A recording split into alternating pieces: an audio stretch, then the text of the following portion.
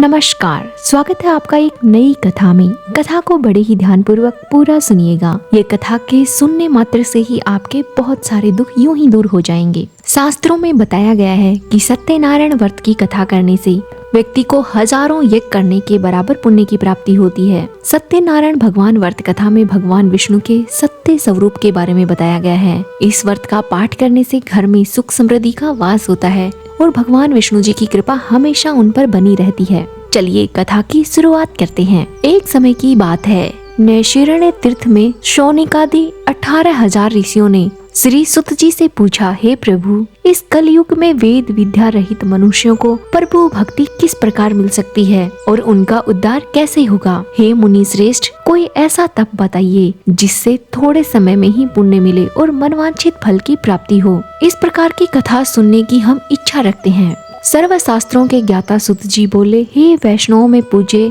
आप सभी ने प्राणियों के हित की बात पूछी है, इसलिए मैं एक ऐसे श्रेष्ठ व्रत को आप लोगों से बताऊंगा जिसे नारद जी ने लक्ष्मी नारायण जी से पूछा था और लक्ष्मीपति ने मुनि श्रेष्ठ नारद जी से कहा था। आप सब इसे ध्यान से सुनिए। एक समय की बात है, योगी राज नारद जी दूसरों के हित की इच्छा के लिए अनेकों लोकों में घूमते हुए मृत्यु लोक में आ पहुँचे। यहाँ उन्होंने अनेक योनियों में जन्मे प्राय सभी मनुष्यों को अपने कर्मों द्वारा अनेकों दुखों से पीड़ित देखा। उनका दुख देख नारद जी सोचने लगे कि कैसा यत्न किया जाए जिसके करने से निश्चित रूप से मानव के दुखों का अंत हो जाए। इसी बारे में सोचते सोचते नारद जी विष्णु लोक में गए। वहाँ वे देवों के इष्ट नारायण की स्तुति करने लगे, जिनके हाथों में शंख, चक्र, गदा और पद्म थे, गले में वरमाला पहने हुए थे। स्तुति करते हुए नारद जी बोले, हे भगवान, आप अत्यंत शक्ति से संपन्न हैं। मन तथा वाणी भी आपको नहीं पा सकती। आपका आदि मध्य तथा अंत नहीं है। निर्गुण स्वरूप सृष्टि के कारण भक्तों के दुख को दूर करने वाले हैं। आपको मेरा नमस्कार। नारद जी की स्तुति सुन भगवान विष्णु जी बोले, हे मुनि श्रेष्ठ, आपके मन में क्या बात है?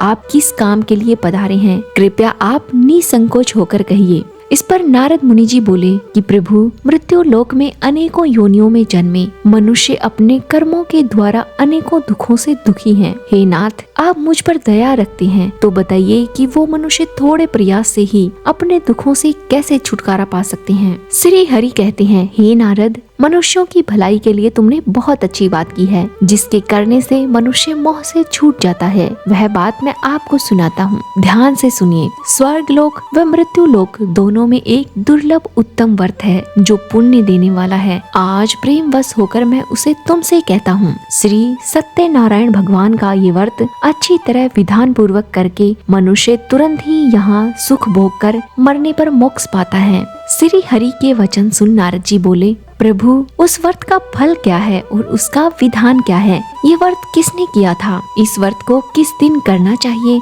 कृपया सब कुछ विस्तार से बताएं। नारद जी की बात सुनकर श्री हरि बोले, दुख व शोक को दूर करने वाला, यह सभी स्थानों पर विजय दिलाने वाला है। मानव को भक्ति व श्रद्धा के साथ शाम को श्री सत्यनारायण जी की पूजा धर्म प्रायण होकर ब्राह्मणों व बंधुओं के साथ करनी चाहिए। भक्ति भाव से ही नववैद्य केले, घी, दूध और गेहूं का आटा सवाया ले। गेहूं के स्थान पर साठी का आटा, शक्कर तथा गुड़ लेकर वह सभी भक्षण योग्य पदार्थों को मिलाकर भगवान को भोग लगाएं। ब्राह्मण सहित बंधु बांधवों को भी भोजन कराएं। उसके साथ स्वयं भोजन करें। भजन कीर्तन के साथ भगवान की भक्ति में लीन हो जाएं। इस तरह से सत्यनारायण भगवान का ये व्रत करने से मनुष्य की सारी इच्छाएं निश्चिंत ही पूरी होती हैं। इस कली काल अर्थात कल युग में मृत्यु लोक में मोक्ष का यही एक सरल उपाय है। श्री सत्यनारायण व्रत कथा का पहला अध्याय यहाँ संपूर्ण होता है। बोलिए श्री सत्यनारायण भगवान की जय।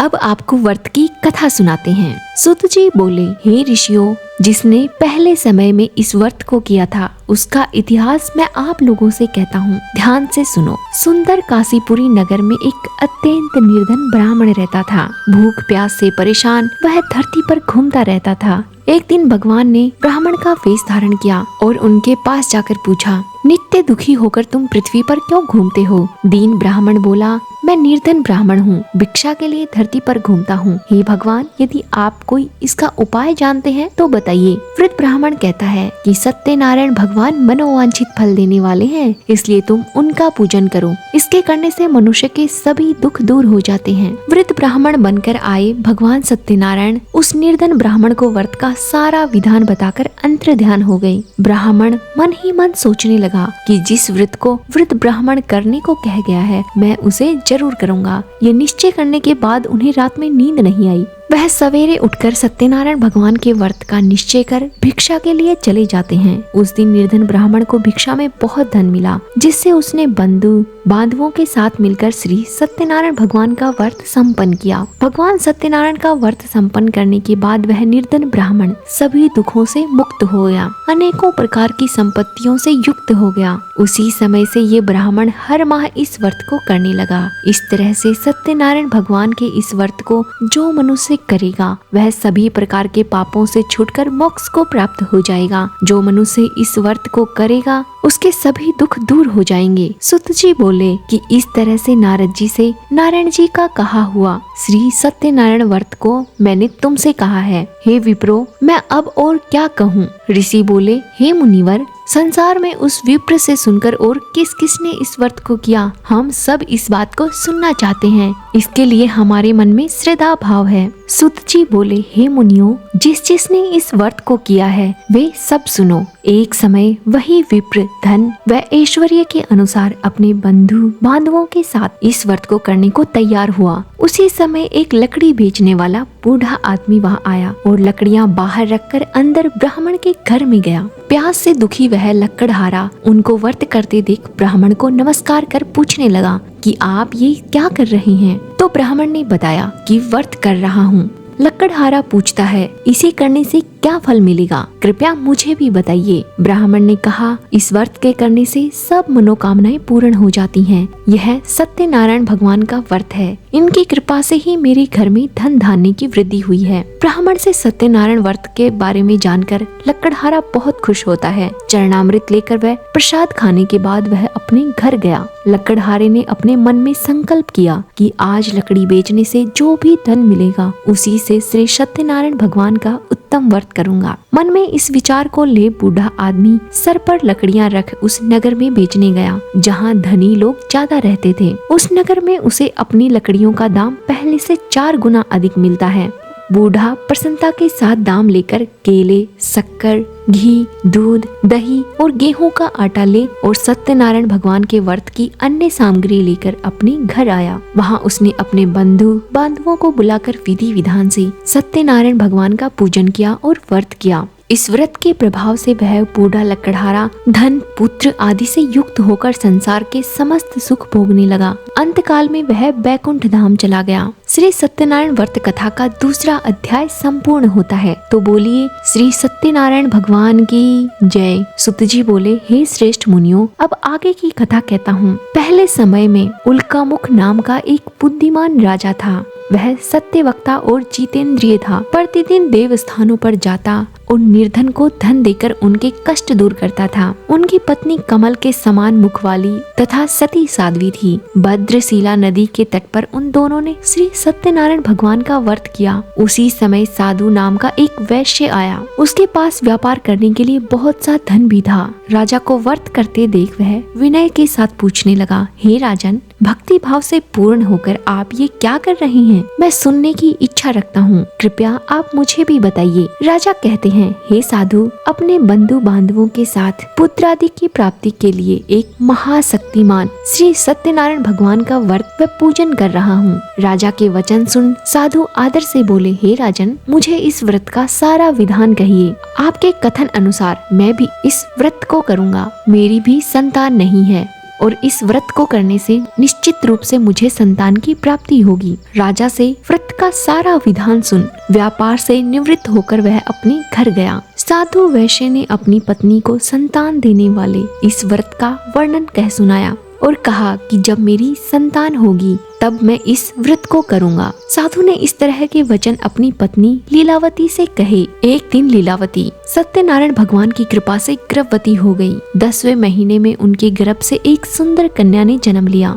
दिनों दिन वह ऐसे बढ़ने लगी जैसे शुक्ल पक्ष का चंद्रमा बढ़ता है। माता पिता अपनी कन्या का नाम कलावती रखते हैं। एक दिन लीलावती ने मीठे शब्दों में अपने पति को याद दिलाया कि आपने सत्यनारायण भगवान के जिस व्रत को करने का संकल्प किया था उसे करने का समय आ गया है। आज इस व्रत को करिए। साधु कहते हैं, हे प्रिय, इस व्रत को मैं उसके विवाह पर करूँगा। इस प्रकार अपनी पत्नी को आश्वासन देकर वह नगर को चला गया। कलावती पिता के घर में ही रहकर बड़ी होने लगी। साधु ने एक बार नगर में अपनी कन्या को सखियों के साथ देखा तो तुरंत ही दूत को बुलाया और कहा कि मेरी कन्या के योग्य वर देखकर आओ। साधु की बात सुनकर दूत कंचन नगर में पहुंचा और वहां देखभाल कर दूत ने साधु की लड़की के लिए यहाँ पर एक सुयोग्य वर की तलाश की। सुयोग्य लड़के को देख साधु ने बंधु बांधुओं को बुलाकर अपनी पुत्री का विवाह कर दिया। लेकिन दुर्भाग्य की बात ये थी कि साधु ने अब भी श्री सत्यनारायण भगवान का व्रत नहीं किया। इस पर श्री सत्यनारायण भगवान क्रोधित हो गए और श्राप दिया कि साधु को अत्यधिक दुख मिले। अपने कार्य में कुशल साधु बनिया अपने दामाद को लेकर समुद्र के पास रत्नासारपुर नगर में गया। वहां जाकर दामाद ससुर दोनों मिलकर चंद्रकेतु राजा के नगर में व्यापार करने लगे।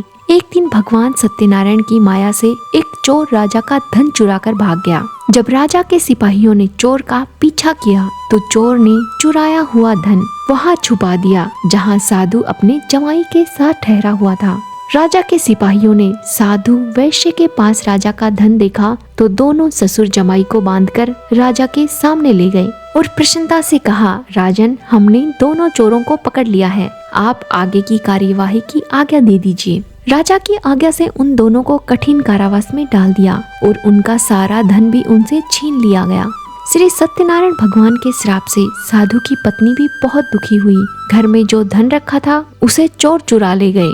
शारीरिक तथा मानसिक पीड़ा व भूख प्यास से बहुत दुखी होकर अन्न की चिंता में कलावती ब्राह्मण के घर गई। वहां उसने श्री सत्यनारायण भगवान का व्रत होते देखा, फिर कथा भी सुनी व प्रसाद ग्रहण किया। रात को जब वह घर वापस आई तो माता ने कलावती से पूछा कि हे पुत्री, अब तक तुम कहाँ थी और तुम्हारे मन में क्या चल रहा है? कलावती ने अपनी माता से कहा, हे माता, मैंने एक ब्राह्मण के घर में श्री सत्यनारायण भगवान का व्रत देखा। कन्या के वचन सुन लीलावती भगवान के पूजन की तैयारी करने लगी। लीलावती ने परिवार व बंधुओं सहित सत्यनारायण भगवान का पूजन किया और उनसे वर मांगा कि मेरे पति तथा मेरे जवाई को जल्दी ही घर भेज दीजिए। साथ ही ये भी प्रार्थना की कि हम सबका अपराध क्षमा करें। श्री सत्यनारायण भगवान इस व्रत से संतुष्ट हो गए और राजा चंद्रकेतु को सपने में दर्शन दे कहा, हे राजन, तुम उन दोनों वैश्यों को छोड़ दें और तुमने उनका जो धन लिया है उसे वापस कर दें। अगर ऐसा नहीं किया तो मैं तुम्हारा धन, राज्य व संतान सभी को नष्ट कर दूंगा। राजा को ये सब कहकर भगवान अंतर ध्यान हो गए। प्रातः काल सभा में राजा ने अपना सपना सुनाया और कहा, साधु और उसके जवाई को मेरे सामने सभा में लेकर आओ। दोनों ने आते ही राजा को प्रणाम किया। राजा मीठी वाणी में बोले, हे महानुभाव, भाग्यवश ऐसा कठिन दुख तुम्हें प्राप्त हुआ, लेकिन अब तुम्हें कोई भय नहीं है। ऐसा कहकर राजा ने उन दोनों को नए वस्त्र दिए, आभूषण भी पहनाए और जितना धन उनका लिया था उससे दुगना धन वापस कर दिया। दोनों अपने घर को चल दिए। श्री सत्यनारायण व्रत कथा का तीसरा अध्याय संपूर्ण होता है। तो बोलिए श्री सत्यनारायण भगवान की जय। सुत जी बोलते हैं, वैश्य ने मंगलाचार पर अपनी यात्रा आरंभ की और अपने नगर की ओर चल दिए। उनके थोड़े दूर जाने पर एक दंडी वेशधारी श्री सत्यनारायण ने उनसे पूछा, हे साधु, तेरी नाव में क्या है? अभिवाणी वणिक हंसता हुआ बोला, हे दंडी, आप क्यों पूछते हो? क्या धन लेने की इच्छा है? मेरी नाव में तो बेल व पत्ते भरे हुए हैं। वैश्य साधु के कठोर वचन सुन भगवान बोले, तुम्हारा वचन सत्य हो। दंडी ऐसे वचन कह वहाँ से दूर चले गए। कुछ दूर जाकर समुद्र के किनारे बैठ गए। दंडी के जाने के बाद साधु वैश्य ने नित्य क्रिया के पश्चात नाव को ऊंची उठते देखकर अचंभा माना और नाव में जाकर देखा तो वहाँ सच में बेल पत्ते दिखाई दिए। वह मूर्छित होकर जमीन पर गिर पड़ा। जब बेहोशी से जागा तो वह अत्यंत दुख में डूब गया। साधु वैश्य का दामाद कहता है कि आप शोक न मनाएं, यह दंडी का शाप है, इसलिए हमें उनकी शरण में जाना चाहिए, तभी हमारी मनोकामना पूर्ण होगी। दामाद की बात सुनकर साधु वैश्य दंडी के पास पहुंचा और अत्यंत भक्ति भाव से नमस्कार किया। साधु वैश्य दंडी से कहते हैं, मैंने आपसे जो कहा असत्य वचन था, उसके लिए मुझे माफ कर दीजिए। ये सब कहकर साधु वैश्य रोने लगा। तब दंडी भगवान बोले, हे वाणिक पुत्र, मेरी आज्ञा से बार बार तुम्हें दुख प्राप्त हुआ है, तो मेरी पूजा से विमुख हुआ। साधु कहते हैं, हे भगवान, आपकी माया से ब्रह्मा आदि देवता भी आपके रूप को नहीं जानते, तब मैं अज्ञानी कैसे जान सकता हूँ। आप प्रसन्न होइए, अब मैं सामर्थ्य के अनुसार आपकी पूजा अवश्य करूँगा। मेरी रक्षा करो और पहले के समान नौका में धन भर दो। साधु वैश्य के भक्ति पूर्वक वचन सुनकर भगवान प्रसन्न हो जाते हैं और उनकी इच्छा अनुसार वरदान देकर अंतर ध्यान हो गए। ससुर जमाई जब नाव पर आए तो नाव धन से भरी हुई थी। फिर वही अपने अन्य साथियों के साथ सत्यनारायण भगवान का पूजन कर अपने नगर को चले गए। जब नगर के नजदीक पहुँचे तो दूत को घर पर खबर देने के लिए भेज दिया। दूत साधु की पत्नी को प्रणाम कर कहता है कि मालिक अपने दामाद सहित नगर में आए हैं। दूत की बात सुनकर साधु की पत्नी लीलावती ने बड़े हर्ष के साथ में सत्यनारायण भगवान का पूजन कर अपनी पुत्री कलावती से कहा कि मैं अपने पति के दर्शन कराती हूँ, तू कार्य पूर्ण कर शीघ्र आ जाना। माता के ऐसे वचन सुनकर कलावती जल्दी में प्रसाद छोड़ अपने पति के पास चली गई। प्रसाद की अवज्ञा के कारण श्री सत्यनारायण भगवान रुष्ट हो गए और नाव सहित उसके पति को पानी में डुबो दिया।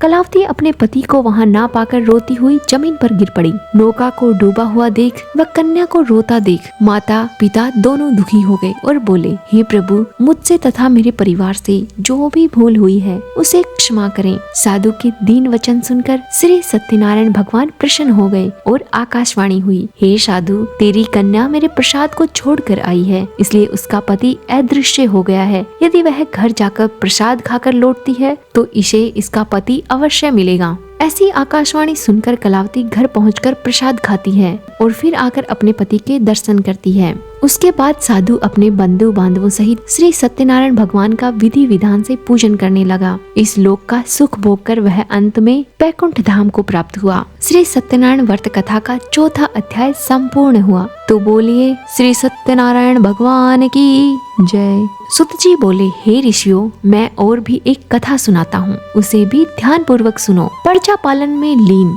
तुंग ध्वज नाम का एक राजा था। उसने भी भगवान का प्रसाद त्याग कर दुख भोगा। एक बार वन में जाकर वन्य पशुओं को मारकर वह बड़ के पेड़ के नीचे आया। वहाँ उसने ग्वालों को भक्ति भाव से अपने बंधुओं सहित सत्यनारायण भगवान का पूजन करते देखा। अभिमानवश राजा उन्हें देखकर भी उनके साथ पूजा में नहीं बैठा, न ही उसने भगवान को नमस्कार किया। ग्वालों ने राजा को प्रसाद दिया, लेकिन उसने वह प्रसाद नहीं खाया और प्रसाद को वहीं छोड़कर अपने नगर को चला गया। जब वह नगर में पहुंचा तो वहाँ सब कुछ तहस नहस हुआ पाया। वह शीघ्र ही समझ गया कि ये सब भगवान ने ही किया है। वह दोबारा ग्वालों के पास पहुंचा और विधि पूर्वक पूजा कर प्रसाद ग्रहण किया। श्री सत्यनारायण भगवान की कृपा से सब कुछ पहले जैसा हो गया। दीर्घ काल तक सुख भोगने के बाद मरणोपरांत उसने बैकुंठ धाम में अपना स्थान पाया। जो मनुष्य परम दुर्लभ इस व्रत को करेगा तो भगवान सत्यनारायण की अनुकंपा से निर्धन को धन की प्राप्ति होती है।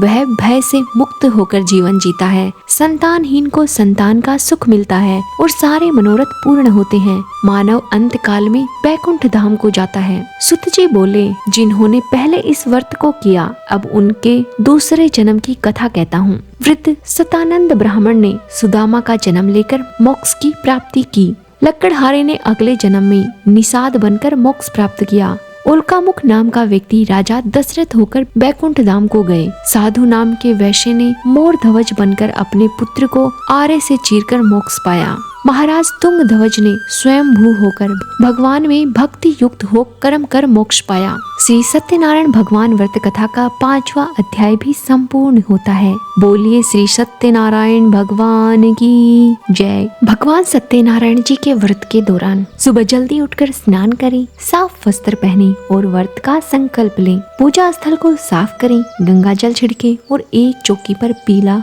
या लाल कपड़ा बिछाएं। चौके पर भगवान सत्यनारायण जी की तस्वीर स्थापित करें। साथ ही एक कलश लें, उसमें जल भरें और उसके ऊपर नारियल रखें। भगवान को चंदन या हल्दी का तिलक लगाएं, पीले फूलों की माला अर्पित करें और घी का दीपक जलाएं। प्रसाद में फूल, फल, पान, सुपारी, तिल, रोली और कुमकुम चढ़ाएं। किसी पंडित जी से या स्वयं भगवान सत्यनारायण जी की कथा का श्रवण करें। इसमें आप अपने परिवार के सदस्यों को भी शामिल कर सकते हैं। कथा समाप्त होने के बाद आरती करें और सभी को प्रसाद बांटें। शाम को चंद्रमा को अर्घ्य देकर प्रसाद ग्रहण करें और सात्विक भोजन के साथ व्रत खोलें। संपूर्ण विधि से व्रत करने पर भगवान सत्यनारायण जी की कृपा आप पर हमेशा बनी रहती है। व्रत के दौरान आप ओम श्री सत्यनारायणाय नमः, ओम श्री सत्यनारायणाय नमः मंत्र का जाप करके भी भगवान सत्यनारायण जी को